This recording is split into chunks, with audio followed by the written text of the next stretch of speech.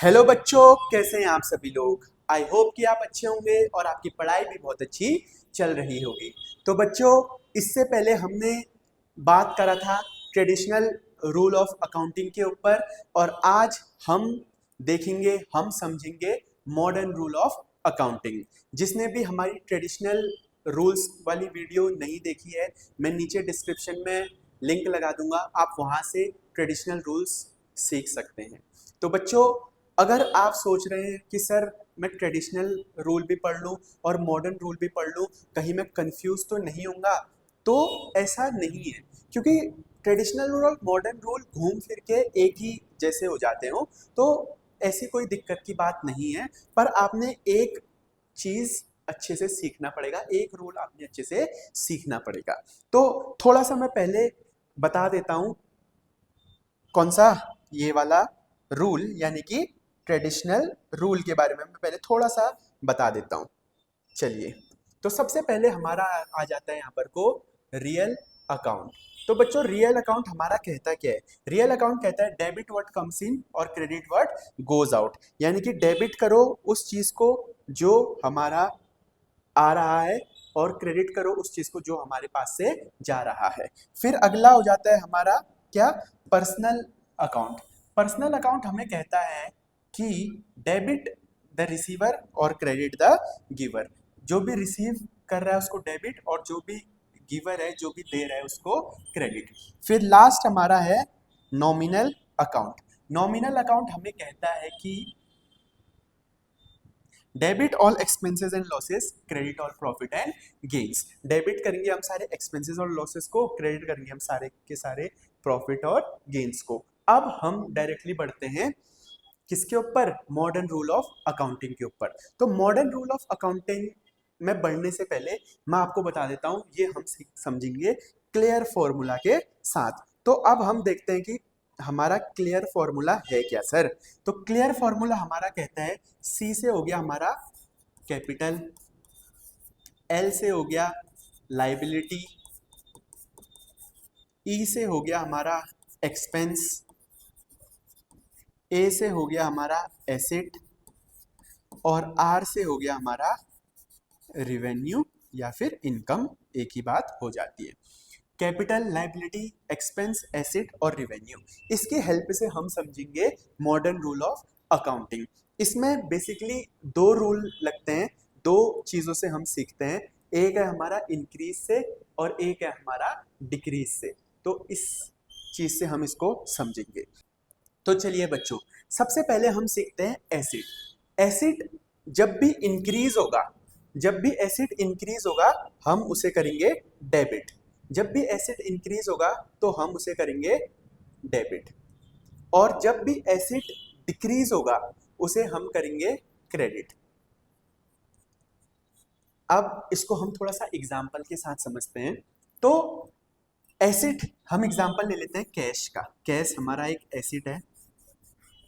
तो जब भी कैश बिजनेस में आएगा, जब भी कैश बिजनेस में आएगा यानी कि एसिड हमारा बढ़ रहा है, तो जब भी एसिड बढ़ेगा तो हम क्या कर देंगे? उसको डेबिट करेंगे। और जब भी कैश हमारे पास से जाएगा यानी कि एसिड हमारा कम हो रहा है, तो उसे हम कर देंगे क्रेडिट। अब हमने सीख लिया, अगर एसिड बढ़ेगा तो उसे डेबिट करेंगे और एसिड कम होगा तो उसे क्रेडिट करेंगे। अब इसे हम थोड़ा सा ट्रेडिशनल रूल के हिसाब से समझते हैं। तो ट्रेडिशनल रूल हमें कहता है, यहाँ पर को देखा हमने, डेबिट व्हाट कम्स इन और क्रेडिट व्हाट गोज आउट। ये बात सेम है। डेबिट व्हाट कम्स इन, अगर हमारे पास कैश आ रहा है तो हम डेबिट करेंगे, और कैश जा रहा है तो हम क्रेडिट करेंगे। बात घूम फिर के हमेशा वही आ जाती है। अच्छा, तो हमें एसेट आ गया है। अब हम सीखते हैं एक्सपेंस के बारे में। तो एक्सपेंस में भी सेम चीज हो जाती है। एक्सपेंस में भी सेम हो जाएगी। अगर एक्सपेंस बढ़ेगा तो हमारा डेबिट, और एक्सपेंस कम होगा तो हमारा क्रेडिट। एक्सपेंस यानी कि हमारा एक टाइप का होता है खर्चा। जब भी हमें किसी को पैसा देना होगा या जब भी हम बिजनेस का कुछ खर्चा हो रहा होगा, तो तब हम उसे डेबिट करेंगे। और जब भी हमारे खर्चे कम होंगे तो तब हम उसे क्रेडिट करेंगे। अब हम इसे ट्रेडिशनल रूल के साथ समझते हैं।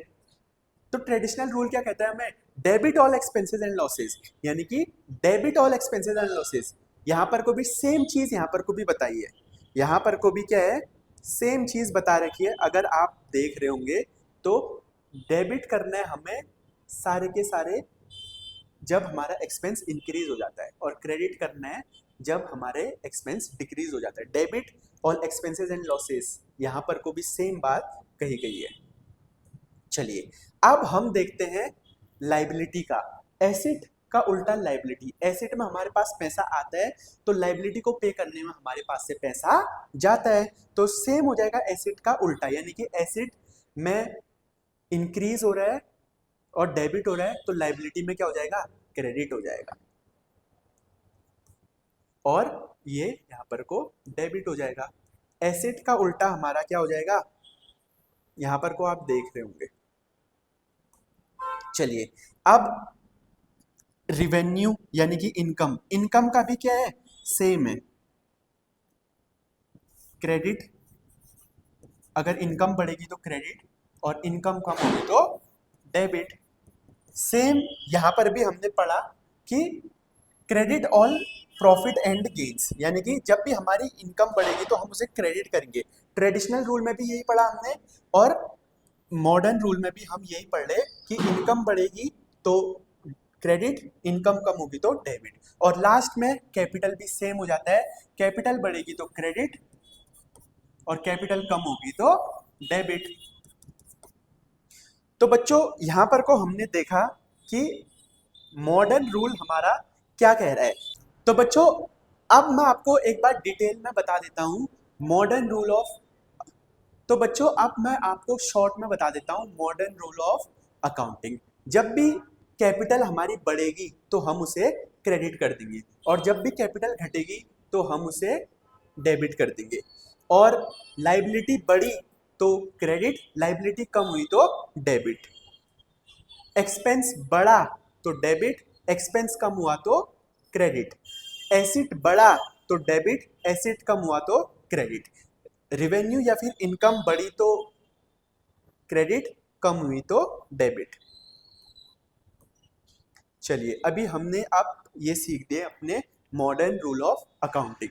अब इससे हम ये भी कह सकते हैं कि कैपिटल का बैलेंस क्रेडिट होता है, लाइबिलिटी का बैलेंस क्रेडिट होता है, और एक्सपेंस का बैलेंस डेबिट होता है, एसेट का बैलेंस डेबिट होता है, और रिवेन्यू का बैलेंस क्रेडिट होता है। इसका क्या मतलब है कि जब एसेट बढ़ेगा तो डेबिट होगा। अब आपको याद होने में थोड़ी सी तकलीफ होगी कि कब डेबिट कब क्रेडिट, तो इसके लिए एक शॉर्ट ट्रिक है।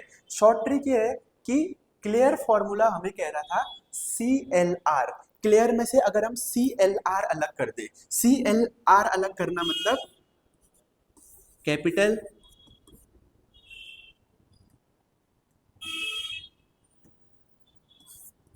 कैपिटल, लाइबिलिटी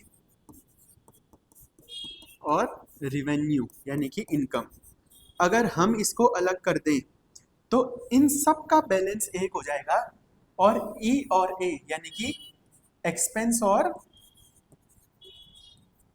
एसेट्स को अगर हम एक साथ रख दें तो इनका बैलेंस एक होगा। अब इसको याद और कैसे करें, हमें एक तो याद करना ही पड़ेगा, एसिड हम याद कर लेते हैं कि एसिड का बैलेंस डेबिट होता है, तो जब भी एसिड और एक्सपेंस बढ़ेंगे तो इनको हम अगर एसिड और एक्सपेंस इंक्रीज हो रहे हैं तो डेबिट करेंगे। यहां देखो एसिड और एक्सपेंस अगर इंक्रीज होगा तो हम उसे डेबिट करेंगे। यहां पर को अभी हमने सीखा है